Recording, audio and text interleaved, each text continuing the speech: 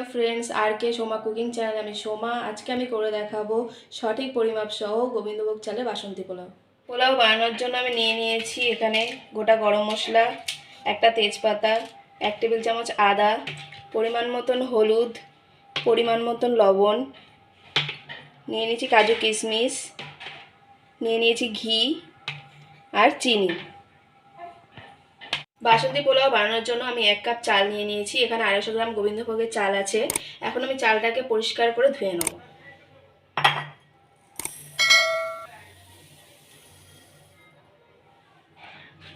চালটাকে আমি এখন পরিষ্কার করে ধুয়ে নিচ্ছি।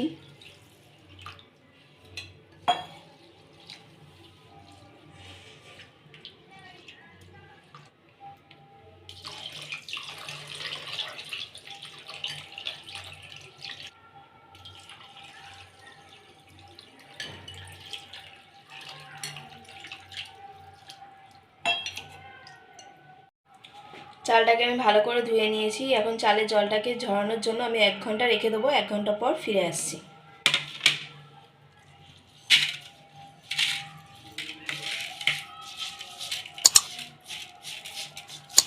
1 ঘন্টা বাদে ফিরে এসেছি। চালের জলটাকে ঝরাতে দিয়েছিলাম। চালের জল ভালো করে ঝরে গেছে। এখন চালটাকে মিক্সিং বয়েলে ঢেলে নেব।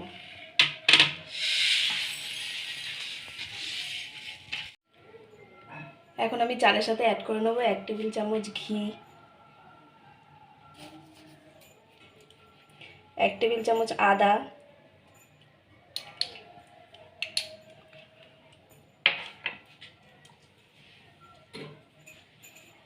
পরিমাণ মতন লবণ,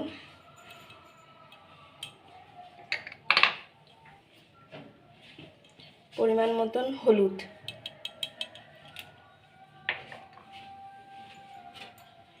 আর পরিমাণ মতন চিনি।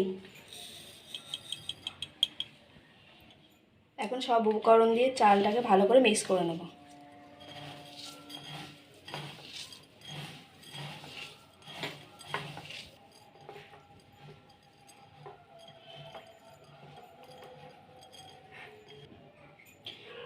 চালটাকে আমি ভালো করে মিক্স করে নিয়েছি। এখন 8 ঘন্টার জন্য ঢাকা দিয়ে রেখে দেবো। 8 ঘন্টা পর ফিরে আসি।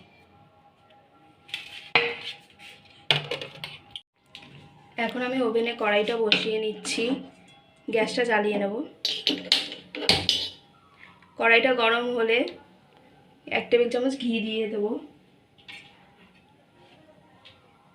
কড়াইটা গরম হয়ে গেছে। 1 টেবিল চামচ ঘি দিয়ে দিচ্ছি।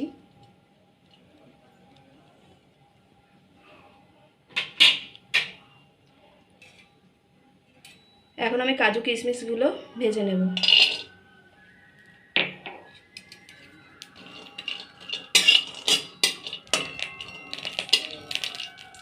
মিডিয়াম আছে কাজু কিশমিশগুলো ভেজে নেব হালকা।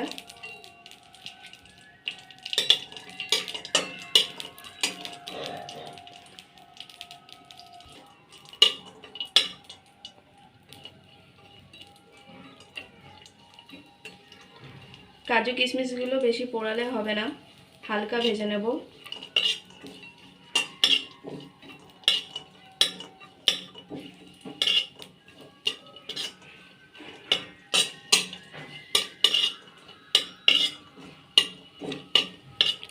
কাজু কিশমিশগুলো আমার ভাজা হয়ে গেছে। এখন আমি তুলে নেব।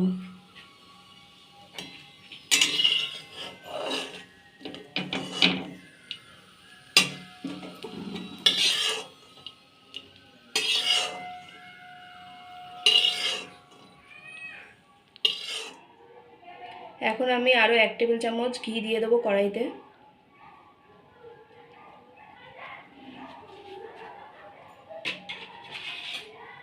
ফোড়নে দিয়ে দেবো তেজপাতা একটা, গোটা গরম মশলা,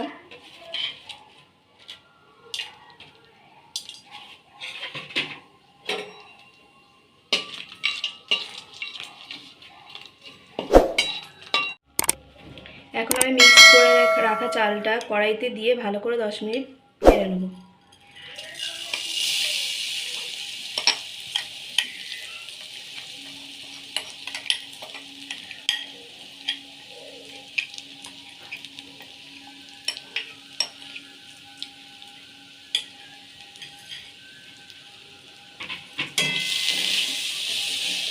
ভালো করে 10 মিনিট নেড়ে নিতে হবে।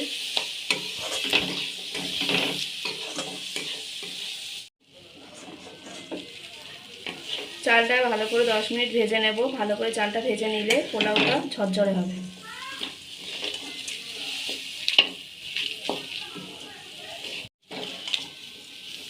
সবাই বাড়িতে এরকম করে বানিয়ে দেখবেন, খেতে ভালোই লাগে পোলাওটা।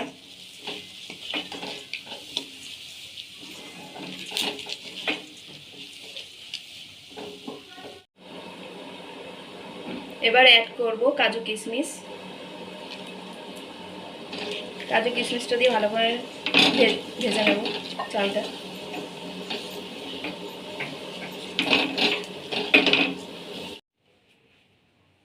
কাজু কিশমিশ দিয়ে চালটাকে আমি ভালো করে ভেজে নিয়েছি।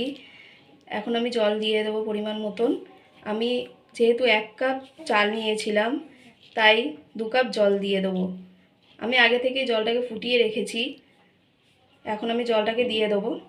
আপনারাও বাড়িতে আগে ফুটিয়ে রাখবেন জলটা, তাহলে পোলাওতে জলটা দেওয়ার সময় কোনো অসুবিধা হবে না। জলের পরিমাণটা আপনারা ঠিকঠাক দেবেন, তাহলে পোলাওটা ঝরঝরে হবে। চালে আমি জল দিয়ে দিয়েছি। এখন জলটা ফুটে গেলে লো ফ্লেম করে ঢাকা দিয়ে দেবো কিছুক্ষণের জন্য।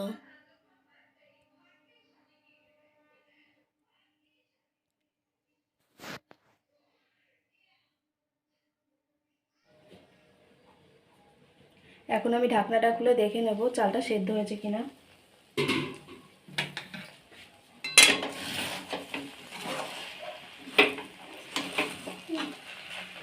চালটা একটু সেদ্ধ হবে, আর একটু জলও টানবে। আরও 5 মিনিটের জন্য আমি ঢাকা দিয়ে রেখে দেবো।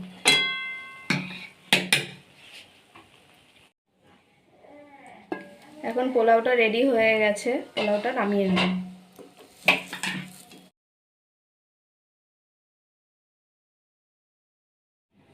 আজকে গোবিন্দভোগ চালের বাসন্তী পোলাও রেসিপিটা যদি সবার ভালো লেগে থাকে, লাইক শেয়ার কমেন্ট করে দেবেন, চ্যানেলটা সাবস্ক্রাইব করে দেবেন, পাশে থাকা বেল আইকনটা ক্লিক করে দেবেন। আজকে আমি ভিডিওটা এখানেই শেষ করছি। পরবর্তী ভিডিওটা দেখার জন্য অপেক্ষা করুন। ভালো থাকবেন, সুস্থ থাকবেন। নমস্কার।